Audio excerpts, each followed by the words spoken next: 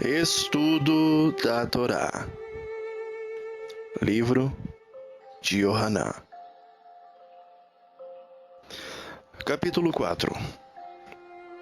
Tamanha era a movimentação de pessoas que iam procurar a Yohanan e a Yeshua, que a atenção dos fariseus fora direcionada para aqueles líderes. Ora, isso acontecera, pois a movimentação nos serviços religiosos estavam diminuindo drasticamente, e por consequência também as ofertas do templo. Portanto, intentavam fazer discórdia entre os dois líderes. Mas Yeshua, logo se atentando a isso, se retirou dali e voltou para Galil. Como era caminho, passou em um lugarejo em Shameron. E ali, por volta do meio-dia, parou em um poço, esperando que seus seguidores fossem arranjar algo para comer. Este poço fora o mesmo poço que Yaakov havia dado a Yosef.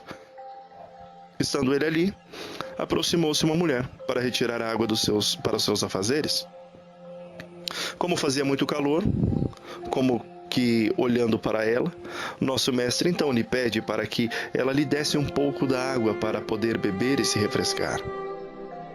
Então, surpresa, a mulher pergunta se não o incomodava o fato de ela ser de Shomerom e ele um Yehudi. Como dissemos em outros comentários, os dois povos, apesar de fazerem parte da mesma nação, não se davam. Ora, Israel fora dividido em duas partes, sendo a região do norte referente às 10 tribos, tendo como sua capital Shomerom, ou Samaria, e no reino do sul ficar as terras de Judá e Beniamim, Judá e Benjamim, e também uma parte das terras de Menashe, ou Manassés, sendo sua capital Jerusalém. Agora não era mais um único país, e havendo grande dissensão entre eles, isso era muito corriqueiro. Mas ali estava aquele que é maior do que qualquer divisão. Para ele não há etnia, cor, credo ou raça, pois nos vê o espírito e não a carne. Olhando dentro dos seus olhos agora, nosso Adonai lhe admoesta, dizendo que se ela soubesse quem era aquele que lhe pedia água, ela mesma pediria e ele lhe daria água. Mas a água viva. Descrente e com os olhos tapados pelas coisas da carne, ela lhe questiona sobre como daria água para ela se o poço era tão fundo e ele não tinha com que tirar a água para dá-la, quanto mais água viva. Pensa e logo questiona: julgas tu ser maior do que o nosso pai Yaakov? Veja, Avraham é considerado sim pelo povo de Elohim como sendo um grande e sábio patriarca. Mas fora Yaakov que lutara com Elohim. Fora ele quem dera aquele poço ao povo. Assim, nos direcionamos somente ao que vemos ou podemos sentir, cheirar ou ouvir. E na verdade isso é o que nos torna fracos, pois que somos reféns desses artifícios para provar nossa existência. Mas ele é maior que qualquer um que tenha cruzado os horizontes da terra, pois não se limita ao que é da carne, o que é material, o que é palpável, pois fora com suas próprias palavras que criara os céus e a terra, e tudo o que neles há, inclusive aqueles a quem temos por heróis, que viveram, mas hoje não vivem mais. Porém, ele é eterno. Portanto, desejando libertá-la dessa cadeia carnal, lhe diz que esta água, que é corruptível, e quem a toma volta a ter sede, mas a água que ele lhe estaria oferecendo agora, esta era pura, infinita e renovável, e quem dela tomar jamais terá sede novamente. Com os olhos arregalados e quase não acreditando, ela então lhe pede que dê a ela essa água. Assim não precisaria mais voltar ali e fazer todo aquele esforço para matar a sua sede e de todos os seus dependentes. E assim somos nós. Ouvimos o que é do Espírito, julgando ser da carne. E ao ouvir o termo bênçãos, logo nos vem a matéria, dinheiro, posses, casas, roupas, comida, água, mas parece que, estando cegos, não conseguimos avaliar que todas essas coisas são corroídas pelo tempo, desgastadas pelo uso e totalmente substituíveis e principalmente perecíveis, não tendo valor nenhum para aquele que é imortal, atemporal e infinito.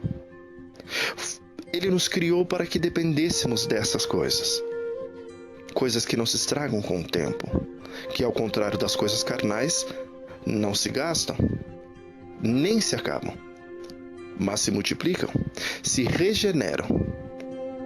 Queria muito nosso amado Mestre ensinar não só a ela o segredo, mas também a todos os que a rodeavam. Para tanto, ordena que fosse para casa e que trouxesse o seu marido. Estupefata, então ela paralisa por alguns instantes e, como que quem tenta esconder algo, disse-lhe: mas eu não tenho marido. Uma das coisas mais fantásticas em Yeshua é que lhe fora dado o poder de como unir-se a todos com quem tem contato. Era como se, ao se aproximar ou tocar, simplesmente olhar em seus olhos, houvesse uma espécie de fusão com o ser humano em questão. E pudesse ele não só ver, mas ouvir, sentir todos os pensamentos. Vira ele que todos quanto estavam com ela, dela dependiam. Também vira todos os seus relacionamentos, cada um deles. Como começaram, como se desgastaram e como terminaram. E também a dor de cada um deles, tanto no seu viver quanto no seu morrer. Olhando para ela, então, ele lhes diz: ainda bem que você não mentiu, porque este que vive com você agora realmente não é o seu marido, apesar de já ter tido 5 maridos passados. Ela agora entra em estado de choque. Quem era aquele que ali estava? Não havia outra explicação senão uma. Era ele um Navi. Temendo estar na presença de um representante de Elohim, então, como se pudesse interpelar diante do seu povo, logo ela diz que todo o povo que ali estava adorava Elohim, em um monte bem próximo dali, até inclusive chamado Gerezim. E de fato assim era. Até que Davi levara a arca por vontade do próprio Elohim para Jerusalém, para que ali fosse adorado. E assim se fez. Ele, porém, interrompendo-lhe, dá uma notícia que a faria totalmente confusa, dizendo que haveria um tempo em que nem Gerezim e nem Jerusalém seria Elohim adorado. Conclui dizendo que os samaritanos adoram a Elohim como ele ordena, mas eles mesmos não o conhecem. Mas que, assim como disseram na vida de Jerusalém, viria a salvação para todos os povos, e que, portanto, eles sim, os Yehudins, sabiam a quem estavam adorando. Ora, devia ela ficar despreocupada, pois até os dias de hoje adoram Elohim, mas adoram em carne, no que é perecível, no que é mortal, no que não é verdade, no que imaginamos que seja, mas que não temos a devida certeza. Mas que chegará o tempo em que todas as coisas nos serão reveladas, todos os mistérios. Mas isso acontecerá somente depois que fortificarmos o que é espiritual. Pois esse é imortal, não perece, não envelhece, não enfraquece.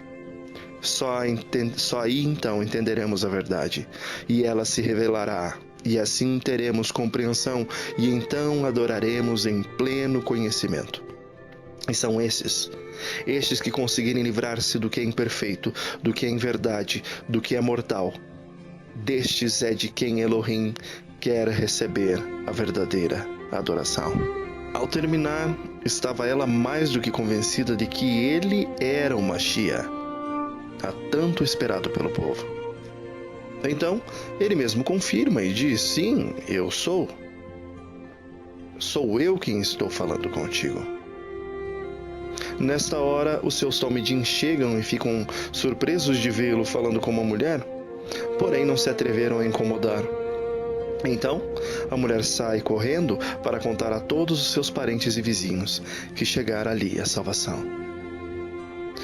Com grande alegria, agora essa mulher começa a contar ao vilarejo que encontrara próximo ao poço de Yaakov um certo homem que, mesmo não tendo um contato posterior com ela, mesmo assim havia dito todas as coisas que havia acontecido em sua pobre vida.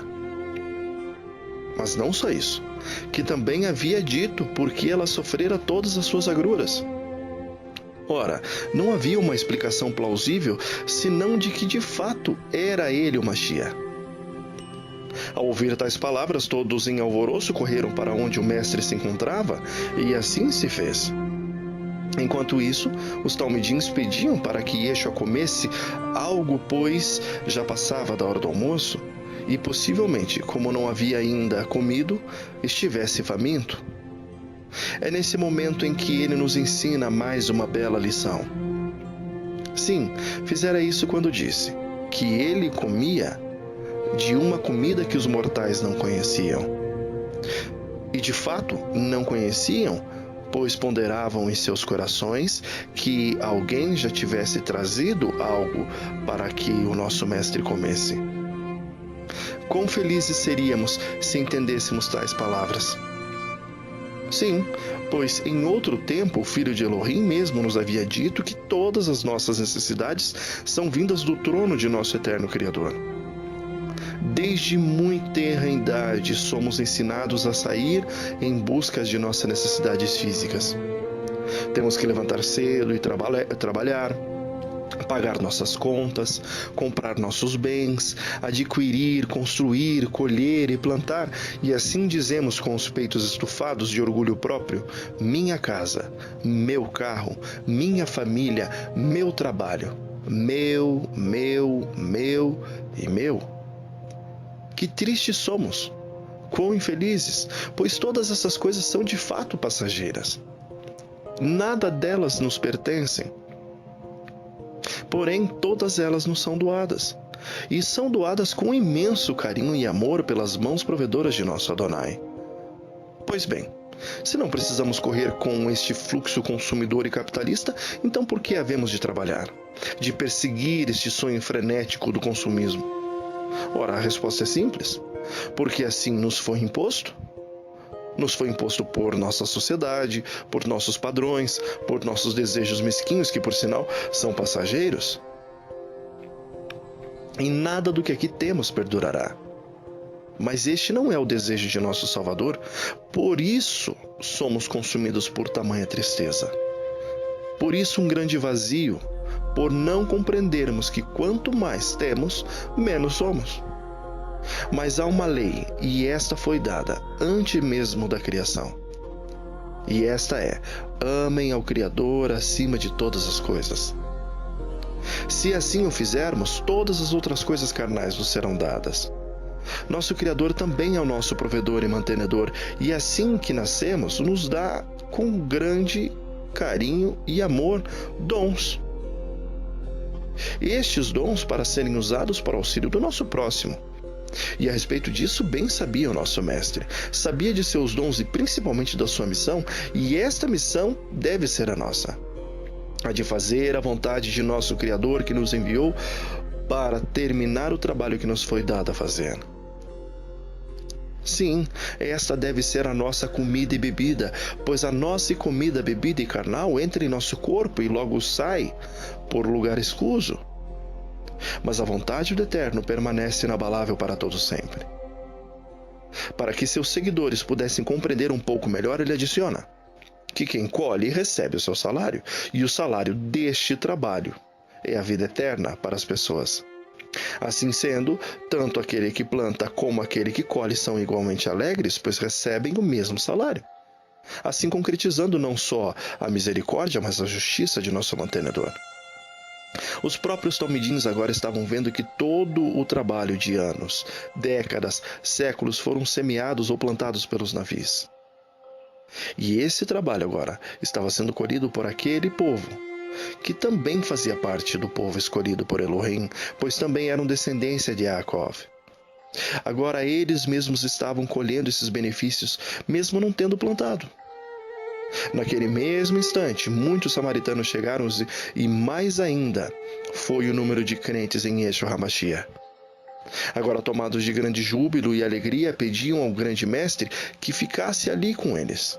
E assim, como em todas as ocasiões que por motivos espirituais clamamos para receber mais e mais de sua luz, eles foram atendidos, pois permaneceram Yeshua ainda naquele lugar por mais 2 dias. Muito feliz foi aquela cena, pois agora muitos diziam que criam que de fato o Filho de Elohim estava entre eles. Mas não porque ouviram falar, e sim porque viam com seus próprios olhos e ouviam os ensinamentos daqueles que todas as coisas recebe do Pai. Assim sendo, creram que de fato Ele é o Salvador do mundo. Depois desses dias, Yeshua e seus talmidim saíram e foram para Galil, pois, como ele mesmo havia dito, um navio não é respeitado em sua própria terra. Ao prosseguirem, encontraram muitos moradores da Galil que estavam em Jerusalém por ocasião da festa de Pêssar. E assim haviam visto o que o nosso mestre havia feito naquela cidade.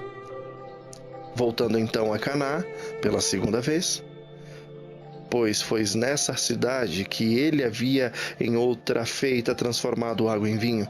Neste momento, está ali também um alto funcionário público que morava em Cafarnaum. Este possuía um filho que estava muito doente. Assim, quando soube da visita do filho de Elohim naquela cidade, apressou-se em encontrá-lo para que seu filho fosse curado.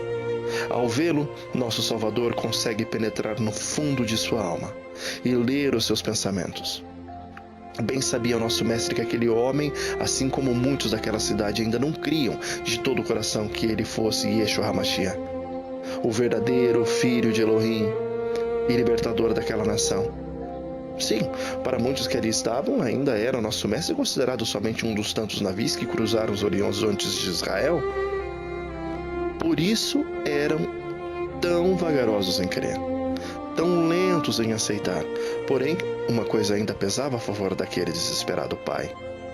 Ainda que fosse a última alternativa, ainda que não tivesse ele o máximo de crença na idoneidade de nosso Salvador, ainda assim desfez-se de todos os seus dogmas, de todos os seus preconceitos e de sua descrença, pois sabia que poderia encontrar naquele jovem Galil a esperança de cura de seu filho. Pela misericórdia soberana de nosso Criador, Ele que todas as coisas sabe, que todas as coisas vê, por essa imensurável compaixão para com o temeroso ser humano, é que os milagres acontecem. Bem sabia nosso Salvador do que ia no coração daquele abatido pai.